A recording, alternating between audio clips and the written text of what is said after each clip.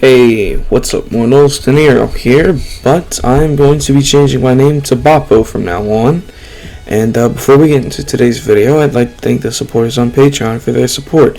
It means a lot. A link to the Patreon will be in the description below, as well as a link to the Discord group chat, where you can talk to me and other mortals like yourself. There's quite a few people there already, so it would be awesome if you joined us. And in today's video, we are going to be getting into What If One For All Was Deku's Dad, Part 4.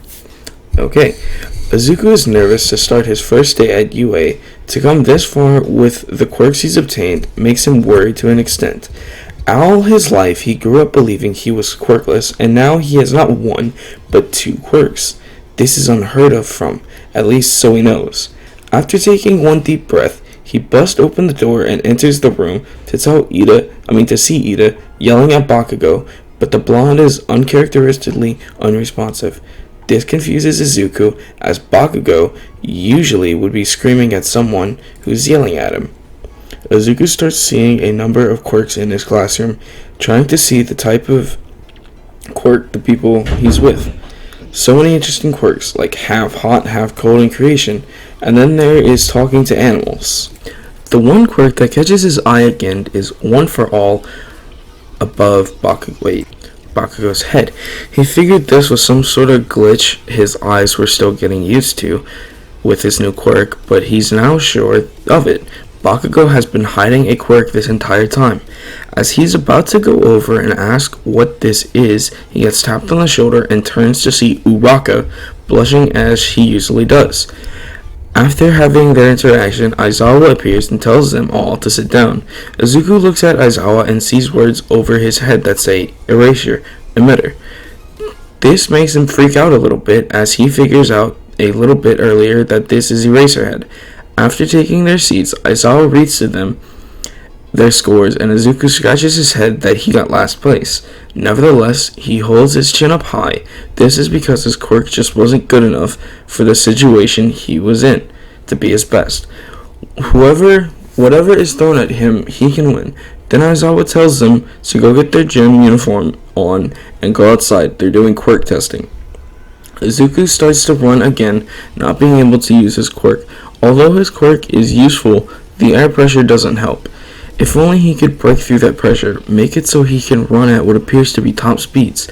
If he doesn't win, he'll be expelled, and he won't accept that. Look at Bakugo. His quirk doesn't increase his physical prowesses. Then again, his explosion quirk doesn't do that, but maybe One For All does.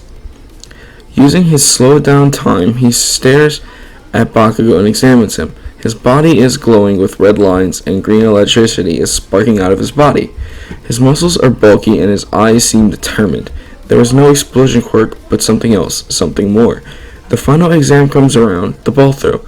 This is it, everything is up to this. Izuku is afraid as he watches everyone else throw the ball, pondering on a strategy.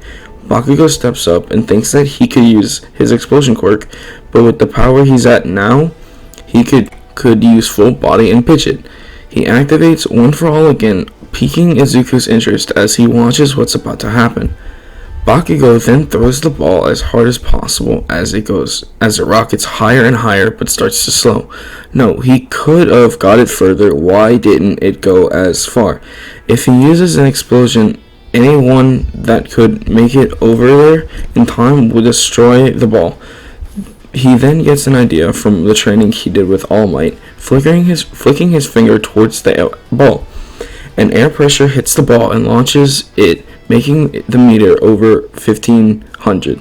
He grins somewhat cockily, walking off as he deactivates One For All. Izuku steps up, afraid of what he can do. If he throws the ball, normally, no way, in hell, it'd be far enough. What can he do?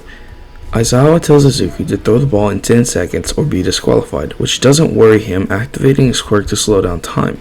He ponders on all the different strategies, trying to reach for a notebook but realizing that his body is moving too slow because of the air pressure. Wait, that's it. Starting the time flow again, Izuku throws the ball and keeps slowing down time, punching the air as hard as he can. The air pressure around his fist propels and hits the ball, flinging it higher and higher. Everyone is in shock as Izuku keeps punching, hoping that he won't lose here. that look of wild determination in his eyes, that he's a hero. The ball starts to break as it gets to 1,357 meters. That's not enough. Izuku quickly realizes this, falling to his knees in defeat. No, how can this be? Now he's going to be expelled. Aizawa tells Izuku to pack his things and leave. He will never be a hero. This hits Izuku hard as he just lost the one thing that defines him. All these months of training just to come to this? He tears up walking away, shouting that Aizawa is wrong and that he will be a hero, leaving. He sobs and weeps, packing up every item he obtained and placing them in a bag, slinging it over his shoulder. As he is about to exit the school, he thinks about his father, how he was so proud of him becoming a hero, and how he trained him. What will he think? He can't face his family now.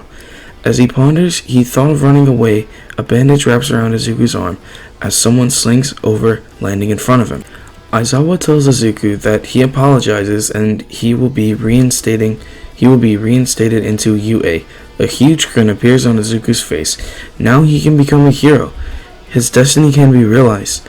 Then he becomes confused again. How come his teacher changed his mind? Aizawa tells Izuku that it was just a change of heart, he guessed. As Izuku rushes back into school, Aizawa picks up the phone and says, "I've done what you wanted." On the other end of the phone, a voice says, "If that boy is hurt or expelled again, that school will go up in flames." Then he hangs up. After hanging up, Shigaraki asks his boss why he is putting his back out for this brat. If he was expelled, he could be part of the league, especially because of the potential that he contains. All for One tells Shigaraki that if he had gotten Izuku expelled, then who would be on the inside of UA to help him out? He'll keep messaging him secrets about UA, helping the League of Villains plan out a lot more better. They can even kill All Might. This makes Shigaraki grin his crooked smile. After going inside the school and placing all his stuff back in his locker, it's the end of the day for all students. Bakugo walks past Izuku without muttering a word, confusing Izuku yet again. He hasn't called him Deku in a while or even threatened him. Something is up with his old friend and he needs to figure out what. He knows that asking Bakugo would be stupid. The explosion boy would simply attack him, but if he follows him, he can get to the bottom of him acting differently and having a new quirk. So Izuku follows Bakugo after school, using his time-slowing abilities to watch whenever it seemed like he's about to turn. Thankfully, the training he was doing with his father had taught him how to have good reflexes, and so he can hide much easier. Because of this, Bakugo doesn't find him and kick his ass. Behind a small wall, Izuku peers over and sees Bakugo walking, then hears a huge thud in front of him. It shocks Izuku as he looks over and sees All Might. Oh my god, it's his favorite hero. He covers his mouth in shock, trying as hard as possible not to scream at all. Well done, Katsuki. I know how hard it is. I know how hard it has been for you to control your temper, but you didn't lash out at all in the training. You also managed to control one for all stronger than I assumed you would. You're almost at the point that you'll be teaching me. This sends Izuku's brains flying as he tries to cover his breath. Then All Might shrinks, which Izuku has already seen. He needs to leave quietly or else he's essentially been killed. As he sneaks away, he assumes that he got away until his phone starts to ring. His eyes open in shock as both Toshinari and Bakugo look over, seeing Izuku trying to sprint as fast as he can away from the two. Bakugo uses full body and catches Izuku easily, throwing him to the ground and asking him what he saw, which Izuku nervously says nothing. Toshinari walks over and says that he remembers this boy from a while ago, the sludge monster mishap. He tells Bakugo to get off of him as Izuku stands up, brushing himself down and glancing at Toshinari, his idol.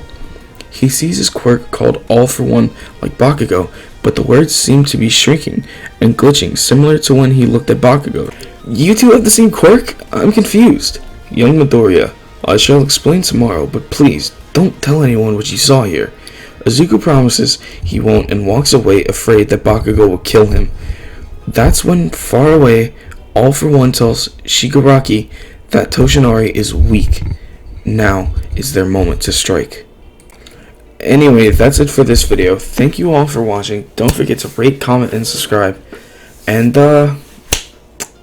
I might have I paused the video a lot, so please excuse that. I had to catch my breath.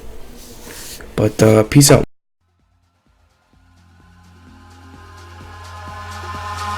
Eyes in the sky, gazing far into the night. I raise my hand to the fire, but it's no use, 'cause you can't stop it from shining.